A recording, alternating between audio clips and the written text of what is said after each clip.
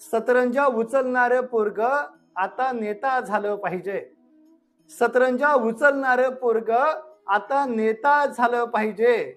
आणि नेता होण्यासाठी त्याला भाषण आलं पाहिजे. नेता होण्यासाठी त्याला भाषण आलं पाहिजे. मंडळी, क्षेत्र कोणतंही असू द्या, समाजकारण असू द्या, राजकारण असू द्या, तुमचा व्यवसाय असू द्या किंवा तुम्ही विद्यार्थी असाल, क्षेत्र कोणतंही जरी असलं तरी भाषण कलेला पर्याय नाही. अनेक जणांना यशस्वी व्हायचं असतं पण भाषण कला येत नाही, म्हणून ते जागच्या जागेच राहतात.